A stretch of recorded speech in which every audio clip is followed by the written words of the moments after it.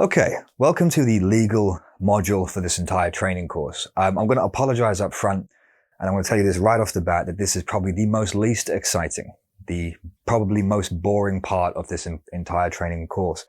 But it's really essential. It is very important, and I can tell you from personal experience that you can't or shouldn't really skirt around the legal section, because whilst it may be me pulling information that is generically law, that is relevant to this kind of business, it's really important for you to cover your bases because you can get in trouble. When you're working with distribution network, actually, before I say that, let me start by saying this. If you look at lots of business gurus out there and lots of people giving you business advice, I've heard this one a lot. I don't know if you have, but maybe you have. What's the worst that can happen if you start a company? Well, if it fails, you just go and get a job.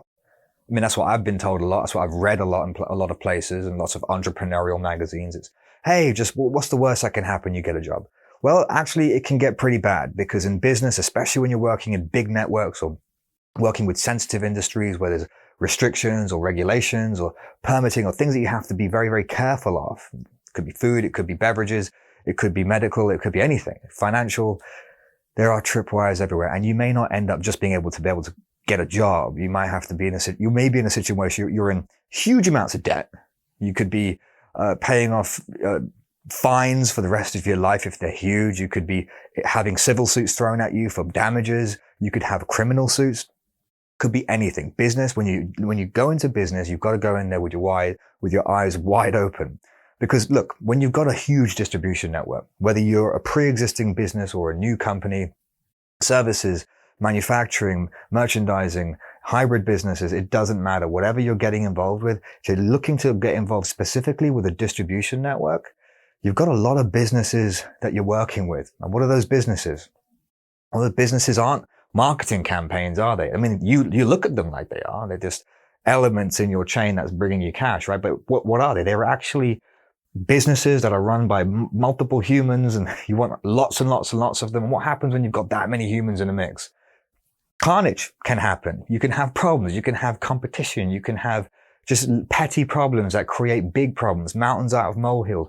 And they could be problems that you've stirred up. They could be problems that your network has stirred up. You could have problems with your own product or service.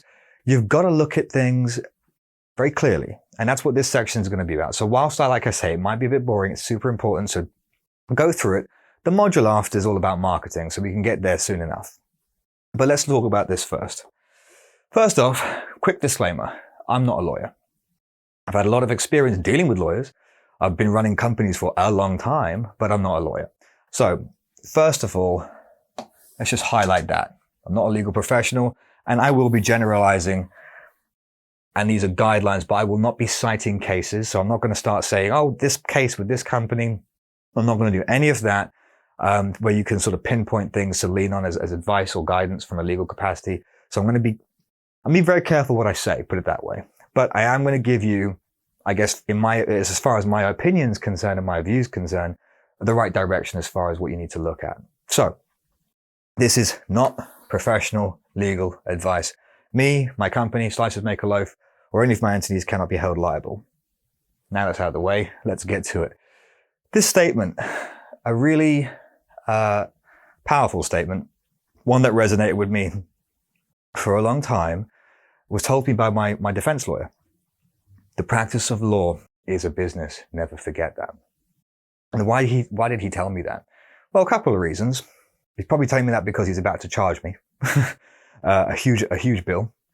But actually, it's because he talked to me about how fluid law is. It's like water, right? It always changes. Okay, what might be good today isn't necessarily good tomorrow. Okay.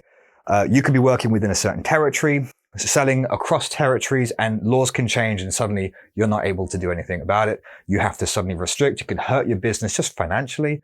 Equally, you could be breaking laws that you didn't know about. Lots of things to consider on the manufacturing side. You could be building things with a certain material that soon become made illegal, for instance, or maybe they're illegal in certain countries and you're selling to those countries. You don't realize you're breaking certain laws. Lots of things that you need to be very mindful of, especially in this world that we live in where everything's so transparent. that's so great because it's easy to start up. It's easy to find these distributors, which we're going to go into later. It's easy to work with them. It's easy to sell because, online gives us access everywhere. We can start sending things all over the place.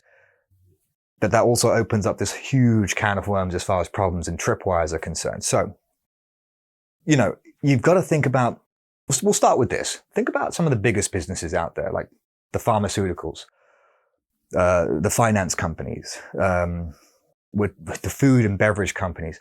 If you just look at some news snippets, if you type those in Suits or Charges into Google, you'll find that they get fined such huge amounts, hundreds of millions, billions. In fact, if you look at banks, for instance, you look at Wells Fargo 2016, or if you look at some of these pharmaceuticals and what they've been charged for as far as criminally being indicted, as far as like selling certain medications, kickbacks. These are like basically paying like commissions to certain doctors or certain pharmacies to sell more of something. I mean, you think that's pretty simple, right? You're just incentivizing, but actually that's really controlled in that environment where banks, they can get charged for cross-selling. You might think that, well, it's a normal sell of business. We're always talking about upsells and downsells and tripwire sales. But the fact is in banking, you can't do it as openly as that. And Wells Fargo that was their big problem. They were cross-selling. I think they were opening up, pre-approving people for credit cards and then sending them the credit card. And that was like, it went haywire after that. I think that's where it started. And then there was more to it than that. But definitely something, this is really a cautionary section, but it's something that you're going to want to pay a lot of attention to because look, you're working with everyone in your network. Okay. And what are you hoping for? You're hoping that they're acting in good faith. You don't want them mis-selling your product. If you have a pain reliever and you're saying this may help reduce nerve pain, and these guys are saying guaranteed to take away nerve pain, that's mis-selling. That's going to get you in trouble. Anything, you've got to make sure that anyone in your pipeline or anyone that's working with you, your channel partners, your downline, your distributors, your business partners, however you want to define them, you need to make sure that they're on board with what you're doing, that they're acting in good faith. And of course, equally for them, they need to make sure that you're acting in good faith too. And that's super important. So that means you have to make sure that if you're building your own product out, or even if you're representing someone else's product and you're giving it to these entities to promote, that you've done your due diligence. Sounds obvious, but it can get tricky. And I have fallen foul, and I'm going to share that story with you now. It's going to be my truth, and I'm going to share this with you.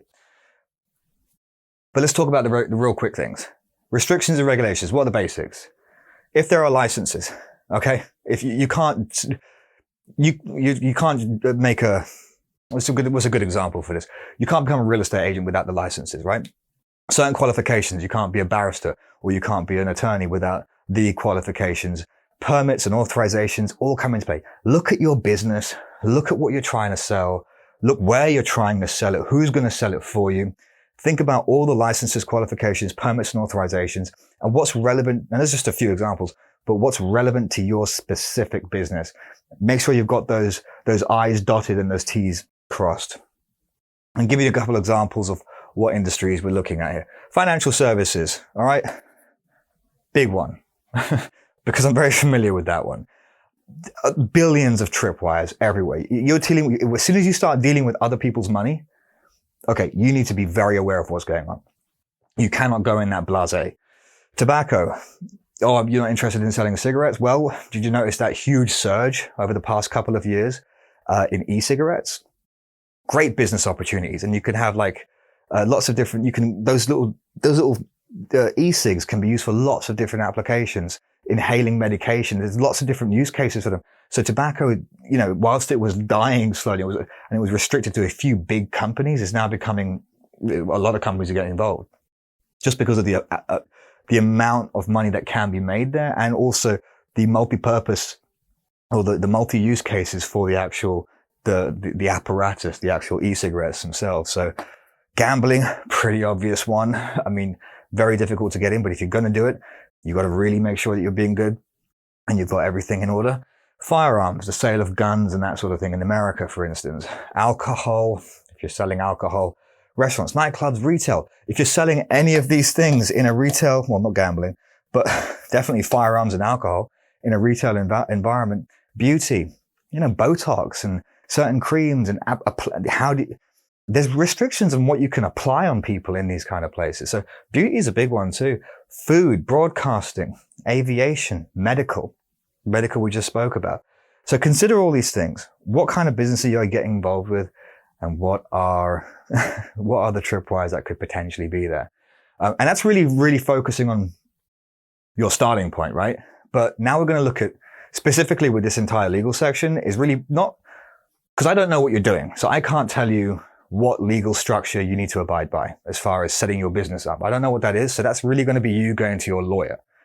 We've talked about DSSD, structuring the deal, getting the deal right, and then structuring that deal and finding scalability. You want to go with your lawyer's advice on that one, because I don't know what it is you're doing, but they're going to be able to tell you exactly how you need to legally protect yourself and also put this thing together in a way that's compliant with whatever regulations there are. So that I can't speak of, but what I can talk to you about is how you control the interactions you have as far as good faith is concerned, which, by the way, is underpinned by contracts. You might think contracts are pretty straightforward. Well, if you've ever been to a a residential house closing or anything, contracts can be pretty big. And, it's easy just to sign something off. But when it comes to doing business and it's your business, you want to make sure your contracts are solid. Because if they're not, you can get in trouble. Because when you get into a court of law, or if you start talking to your lawyers, they don't ask for your opinions. They're not asking for someone else's opinion. They don't care about the email you said where you explained it, or the text message. They want to see the contracts. They want to look at the operating agreements. They want to look at the agreement that was set in play. And that is what everyone's going to lean on. Okay. That's what they're going to lean. If you can throw enough money at a situation, maybe you can start pulling in those texts and emails and whatever. Fact is, the starting point is the contracts. And if you want to resolve something quickly, that's what you're going to go to first. That's what your lawyers are going to go to. Frankly, that's all the judge cares about, at least in the first instance. So we're going to talk about how you protect yourself in this situation. And I can tell you, when I was selling, this is going back to about 2015, 2016, when I was around that time, I guess that was like the height of core agents, if you will. I was selling multiple products. I actually had a 6, 7 at one time. I had care homes. I had student living. I had co-living, actually. That was a new one, which was like student homes, but for like young professionals. So swankier. I was involved with commercial real estate and specifically office space. I even had promissory notes, loan notes. I was involved with those sort of things, alternative investments, based around real estate. And all these different products. And I had over 1,200 something, agents. And they were all around the world. And they were in Dubai, China, we had Qatar, we had everywhere in Europe. I had some in Africa, I had South America. Hundreds and hundreds and hundreds of different companies in different companies in different countries all around the world. And they were all real estate related, as you can tell, at that time. And I was selling through them, and I would sell different products through a bunch. So I'll say co-living and student living through one bunch in Europe. And then I'd sell office space and whatnot through China and the Middle East. And then but the thing about networks is, and this is really important, is when you're dealing with this many companies, obviously this goes on. What happens? We spoke about the benefits, right? We spoke about doors being opened, right? Getting access to contacts and clients that you wouldn't have otherwise had access to. Sometimes you're even speaking directly. You're speaking directly with the people who are buying in. Sometimes you're connecting with these are all specialists and experts in their field, right? So you're leaning on them as much as they're leaning on you. And if everyone's being paid in this situation, what do you think happens? If everyone's being paid, everyone's happy. And what happens when humans are happy? We want to do stuff with each other. You end up meeting these guys, these companies face to face. You want to congratulate them on doing such a good job, meeting targets, doing the biggest deal of the month. They want to take you out. You take them out. You go out for a dinner, swanky drinks, a couple of drinks here and there. Whatever the case is, you go to an event. as you do this, so you go through this process of nurturing your distribution network, you're speaking to people who like you, and then you like them too, because everyone's making money, right? What happens though? Other deals start coming into play. Okay. You'll get offered different deals from this company because he knows that you have the rest of the network. So he might say, hey, I've got something for you that comes here. And maybe you can distribute that to everyone else. And then vice versa. You got other companies doing the same thing. And look, it's so lucrative that when I say to you that I was doing over $100 million in transactions, for like the last 6 years per year, every single year, when I tell you how easy it is, I'll give you an example. One time I had, one company want to do a foreign exchange transaction with a currency conversion of over 100 million. And I was going to get 0.2%. Why? How did this come to me? I wasn't looking for this deal. It was one of my distribution partners, one of the companies that I got close with. They had other deals that they were involved with. They were in Dubai. They were dealing with money, big money deals. They were selling fantastically for me. They were selling lots of my care homes, lots of my student accommodations. And these weren't my companies. These were products that I was in front of, that I had exclusivity arrangements with. I didn't have my own businesses, my own products or projects at the time. This is the time of core agents when everything was me just taking on other people's business. And so these guys knew that I was connected with foreign exchange people. So I was working around the world. So a lot of these transactions where currency has to be converted. So I knew a lot of foreign exchange providers. So what happened was this company wanted to had a deal for me, 100 million. Can I make it happen? Convert it with this. I made it happen inside of 2 weeks. And my commission on that, because I simply went to, I got an introducer agreement with the foreign exchange company, the FX company that I knew in this other country. And they facilitated that deal. They made the transaction happen. I got 0.2. I got 200 grand sterling, pounds in a week, literally for doing nothing. All I did was connect the people that I always knew. This really comes down to the old saying, right? It's all about who you know. And when you're running a distribution network, that's all it is. It's all about who you know. Every interaction is with a human, is with a person that's relevant to your business, that's building your network, that's making you a bigger, more powerful entity within this market. So as long as your product's doing well, however many you have, you're just going to keep on growing. And that's how you start finding out about those power brokers out there who that's all they do. And frankly, that was the journey that I was on until it all went wrong in one instance. Because this is why I'm giving you this cautionary element, this legal section. It's because I worked with, like I said, so many different companies. One of those companies, when I actually just moved to America, this office space company was a company called Barworks. You probably don't know what Barworks is, or maybe you do because you checked me out before you got to this course. So let me give you that. Let me share this with you. Let me give you my truth on the matter and explain to you how that went all wrong against the system that I had set up.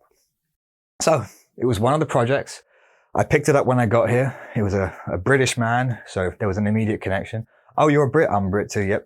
I've got this project. Oh, what is it? It's an office space company. It's called Barworks. Let's call it BW. And what is this office space? What's special about this office space? Oh, well, here's the thing. It's co-working. So let me explain what co-working is. If you're familiar with WeWork is a co-working office space. They revolutionized the way office spaces were going to be used in that they made them really trendy, this kind of shabby chic atmosphere. People weren't stuck in cubicles. Now they were working side by side in these vibrant environments where they could swap and share ideas. And not everyone's a lawyer or an accountant. They all don't need private office spaces. All of these guys were working on marketing and consulting of some sort, and they're working off laptops so they can move around. And they would provide these massive open spaces with nice amenities like beer on tap and good coffee and all these colors and cushions and comfortable chairs. Really trendy. That's what made WeWork special. What Barworks was a combination of WeWorks and Starbucks. Now, you know what Starbucks is? Starbucks, the coffee shop. What do people do in Starbucks? Well, they go and buy coffee, and then they sit on tables and they whip their laptops out and they write their essays for their college papers, or people are going in there to do business, or people are just having long conversations in there over a series of coffees, and people are just doing meets and stuff. It's a place of people where people kind of congregate together and start doing work.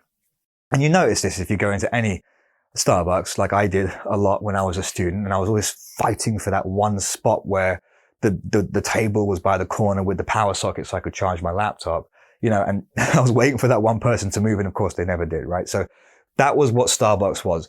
Well, that's what Barworks was to this situation. It was WeWork in a Starbucks. So it was a fantastic concept.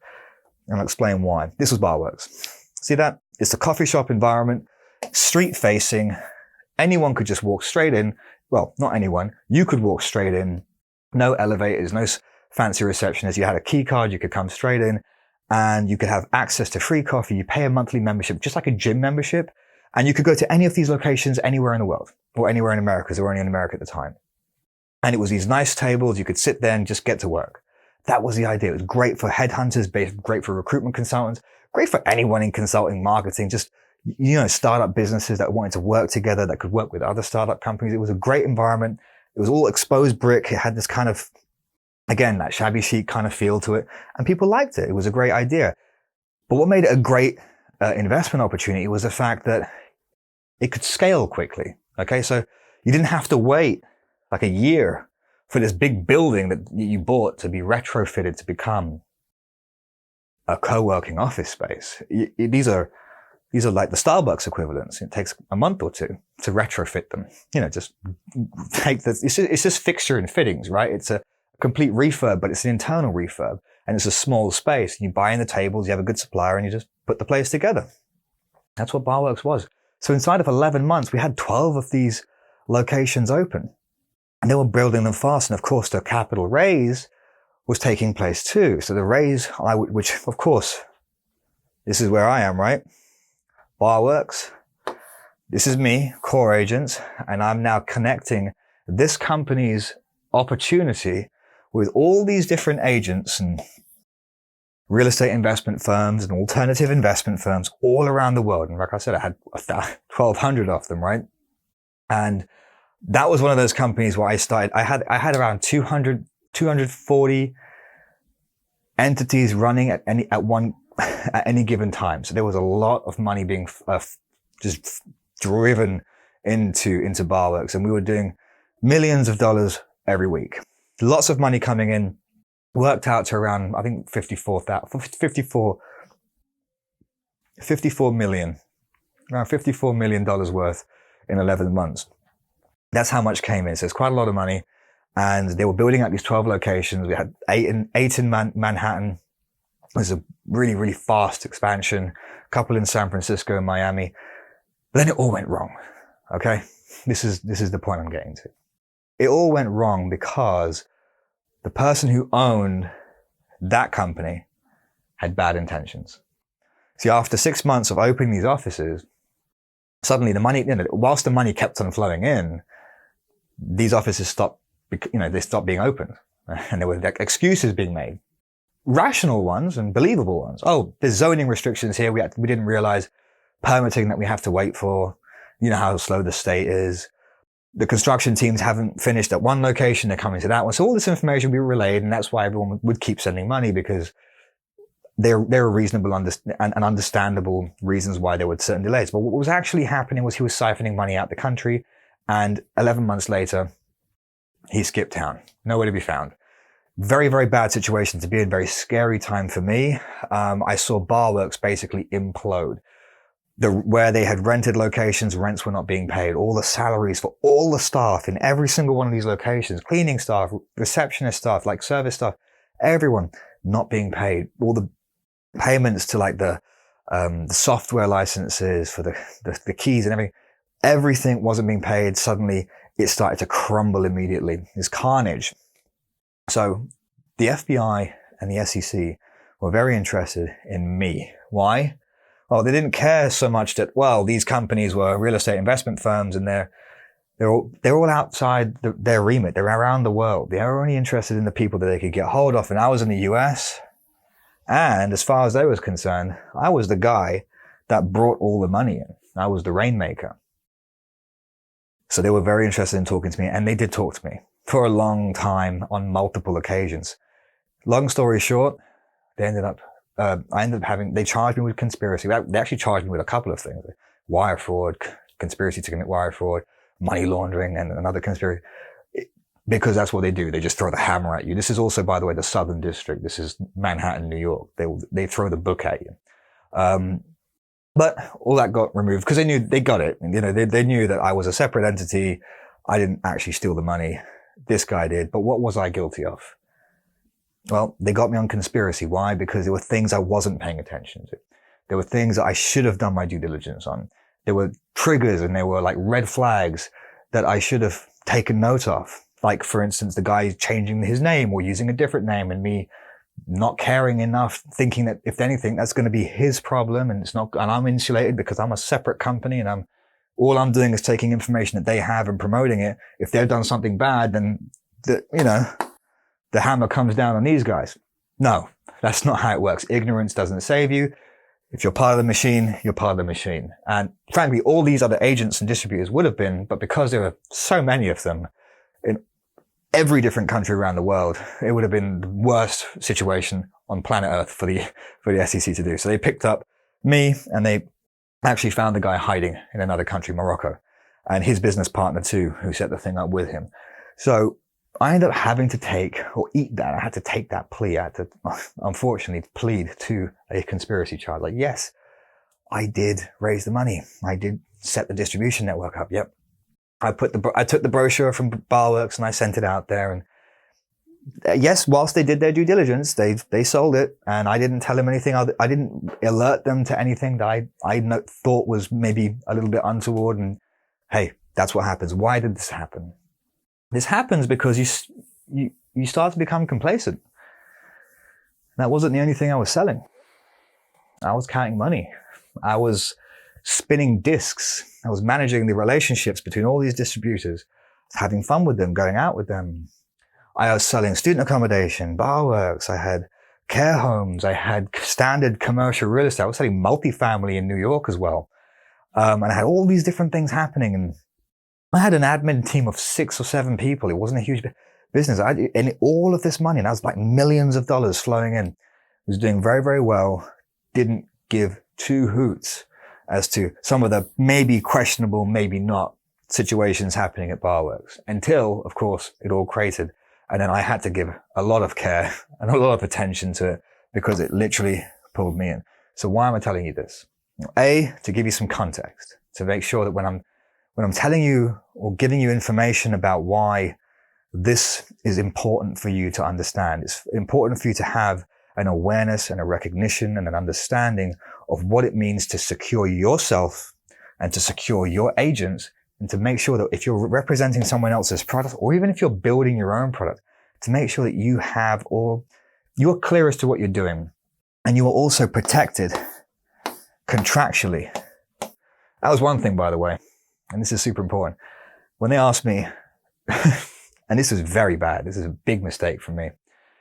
I am fallible. I am human. And I've learned, and that's why I can say this with so much force. I can say to you, look, when they asked me about the contract that I signed for Barworks, I showed them what I had. And I remember I had received a contract that I was meant to sign. They wanted to see which name had signed it back. And I actually never got one back. So I had signed a contract and sent it out, and then immediately started working by sending the brochures out and deploying and executing. You see, you can get so good at selling. That's all you're good at, right? That's all you want to do, right? Because you can make it happen, because that's what this is, right? It's a formula. It's a formula for success, and you can just redeploy it. And that's what I'm teaching you, right? I'm showing you how you can just take this formula, this method, and just apply it anywhere with any kind of product. I hadn't even checked to see that I had my contract back countersigned. And that was the biggest issue. Well, I didn't even have a valid contract in place. So I was cannon fodder. I had so many, challenges with the SEC and the FBI. I mean, they thought I was a complete moron. Like, how could I be, they were really confused with me. On one hand, I have this super powerful network and I'm able to sell all these different projects and stuff. And on the other hand, I've done this really stupid mistake of not having a correct contract in place, or having enough contracts protecting me and my entity in my relationship with this company. So contracts are super important. Not just the contract, the agreement. We're talking about every contract that sits in this situation. And we're going to go through what's necessary and what you need. over the next sections within this legal module.